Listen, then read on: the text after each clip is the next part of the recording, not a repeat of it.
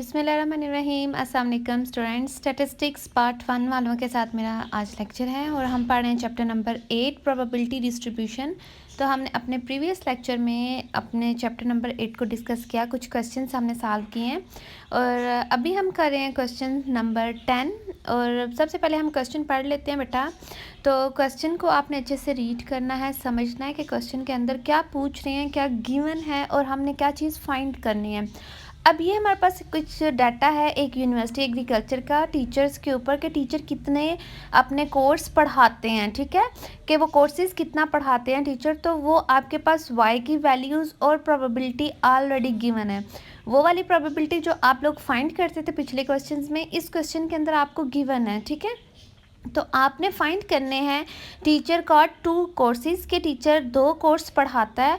तो आपने सबसे पहले रैंडमली इसको सिलेक्ट कर लेना है y इज़ इक्वल टू 2। तो जो आपकी प्रोबेबिलिटी गिवन है वो आपका आंसर होगा, ठीक है। इसी तरह हमारे पास आएगा teacher dot less than 4 courses के एक टीचर 4 कोर्सेज़ कम पढ़ा रहा है, ठीक है, 4 से कम कोर्सेज़ एक टीचर पढ़ा रहा है। तो हमारा फंक्शन क्या होगा, प्रोबेबिलिटी y लेस देन 4। तो अब हमारे पास y 1 2 3 और 4 ये 3 जो प्रोबेबिलिटी हैं, सॉरी 4 नहीं आएगा 3 आएगा। ये क्वेश्चन के अंदर आपको नज़र आ रहा है कि पी ऑफ y गिवन है, ये 0.1 0.2 और 0.3 ये 3 प्रोबेबिलिटी हमने, क्योंकि लेस देन 4 है ना, तो लेस देन 4 के अंदर ये 3 आ जाती, इन तीनों को प्लस करके 0.6 ये आपका आंसर है। बहुत से इजी से क्वेश्चंस हैं, मुश्किल बिल्कुल भी नहीं है। नेक्स्ट आपके पास है कि आपका 2 और 5 के दरमियान में टीचर कोर्सेज पढ़ा रहा है। 2 और 5 के दरमियान कौन सी आती हैं, 3 आता है और 4 आता है। तो हमने 3 की प्रोबेबिलिटी को लेना है, 4 की प्रोबेबिलिटी को लेना है और दोनों को प्लस कर लेना है। अब नेक्स्ट आपका क्या आ रहा है, एट लीस्ट। तो बेटा एट लीस्ट का मतलब होता है कि कम से कम आपका वो लेवल या उससे अपर, हम कहते हैं ना कि 50% आपके एट लीस्ट मार्क्स आए, मतलब 50 या 50 से ज़्यादा। तो एट लीस्ट का मतलब होता है कि ग्रेटर देन इक्वल टू 3, तो 3 4 5 आएगा। उसके बाद आपका एक क्वेश्चन आता है कि जिसमें एट मोस्ट, तो एट मोस्ट का मतलब होता है कि लेस देन, तो लेस देन के अंदर फिर आपका 1 2 3 4 आ जाएगा। नेक्स्ट हम क्वेश्चन करते हैं 8.15। आई होप आपको समझ आ गई हो, ठीक है। अब ये वाला क्वेश्चन थोड़ा सा डिफरेंट है, मतलब आपने इसको कंसेप्चुअली बेटा समझना है और अच्छे से क्वेश्चन को रीड करना है कि आपके पास फंक्शन क्या गिवन है और इसके पास एक फार्मूला होगा, ठीक है। इस क्वेश्चन में एक फार्मूला है, वो फार्मूला आपने याद करना है। ये काफ़ी 2 3 4 ऐसे क्वेश्चन आएंगे जिसके अंदर वो फार्मूला यूज़ होगा। अब एक कंटिन्यूस रैंडम वेरिएबल वैल्यूज़ है हमारे पास 1/2 माइनस ए एक्स, ये एक फंक्शन है। ये फंक्शन आपने माइंड में रखना है और इस क्वेश्चन की जो रेंज है वो आपके पास 1 और 2 है, ठीक है। ये फार्मूला है कि हमारे पास टोटल एरिया का ये फार्मूला होता है बेटा, जिसमें आपके पास 2 वैल्यूज़ या रेंज गिवन हो, ए लेस देन और आपका 1 और 2 के दरमियान एक्स की वैल्यूज़ हैं। तो ये ए और बी की वैल्यूज़ होती हैं। तो इसका function of A minus function of B divided by 2 और multiply by B minus A. आपने ये फंक्शन को इस तरह लिखना है और ये जो वैल्यूज़ होंगी उसके अंदर आपने पुट कर लेनी है 0 और 4।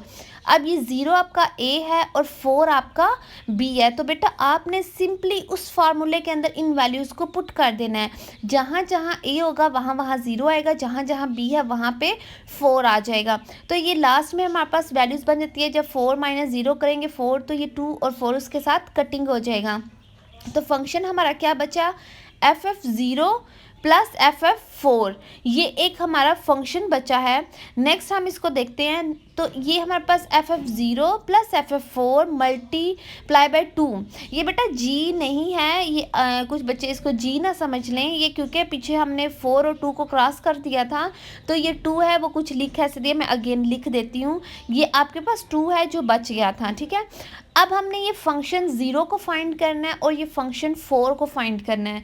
तो बेटा वो फार्मूले की तो आपको समझ आ गई होगी, फार्मूले के अंदर हम वैल्यूज़ पुट कर दें।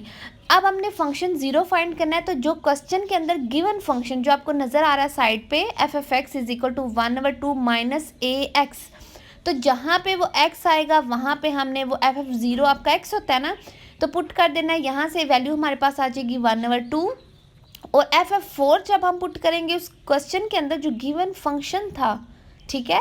क्वेश्चन के अंदर जो गिवन फंक्शन था वो उसमें पुट करने के बाद हमारे पास ये दो वैल्यूज़ आ गई हैं 1/2 माइनस 4a।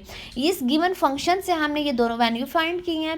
अब हमने वापस उसी इक्वेशन जो इक्वेशन नंबर 1 का हमने नाम दिया तो उसके अंदर हमने इन दोनों को पुट कर दिया। देखें 1/2 आपका FF0 में आ गया और FF4 में आपका ये 1/2 माइनस 4a आ गया मल्टीप्लाई बाय 2। सिंपली हमने इसको सिंपलीफाई करना है, कोई मुश्किल नहीं है। सिंपल आपने मैथमेटिकली जैसे हमने इसको सॉल्व करना है वैसे सॉल्व कर लेना है। तो ये फंक्शन हमारे पास आ जाता है क्योंकि हमें पता है क्वेश्चन का कि टोटल एरिया आपका 1 के इक्वल है। तो जो फंक्शन हमारा इक्वल वो फार्मूला में से पुट करने के बाद आया 2 माइनस 8a, उसको हमने इक्वल कर देना है 1 के। तो जब 1 के इक्वल करेंगे तो आपके पास a की वैल्यू आ जाएगी 1/8। ठीक है। अब हम क्वेश्चन कर रहे हैं 8.15 का, उसी का ऑप्शन नंबर 2 है। तो इसमें फंक्शन आपका cx है और रेंज आपके पास 0 और 2 है। वही फार्मूला आपने लगाना है टोटल एरिया का, a less than x less than b और FFA plus FFB divided by n multiply by b minus a। हमने फंक्शन में वैल्यूज़ को पुट किया। सिंपली पुट करने के बाद ये फंक्शन हमारे पास आ गया FF0 प्लस FF2। अब हमने पहले FF0 को फाइंड करना है, फिर FF2 को। जो क्वेश्चन के अंदर गिवन फंक्शन था cx का, उसके अंदर जहाँ x था वहाँ पे 0 पुट करना है, जहाँ x था वहाँ पे 2 को पुट करना है। तो ये दो वैल्यूज़ हमारे पास आ गई हैं 0 की और 2c की। हमने वापस इक्वेशन नंबर 1 के अंदर उनको पुट करना है सिंपली, और ये हमारे पास आ जाएगा 2c। अब क्योंकि हमारा टोटल एरिया 1 के इक्वल है तो इस 2c को हमने 1 के इक्वल करना है और हमने उसको फाइंड कर लेना है c की वैल्यू को जो 1/2 आई है। ठीक है। अगेन मैं आपको थोड़ा सा रिवाइज करवा देती हूँ बेटा। सबसे पहले आपने क्या करना है, वो टोटल एरिया का फॉर्मूला लिखना है। टोटल एरिया का फॉर्मूला लिख के उसके अंदर वैल्यूज़ को पुट करना है जो रेंज गिवन होंगी। उसके बाद हमने वो फंक्शन फाइंड करने हैं। और ये लास्ट क्वेश्चन में मैंने आपको एक असाइनमेंट दिया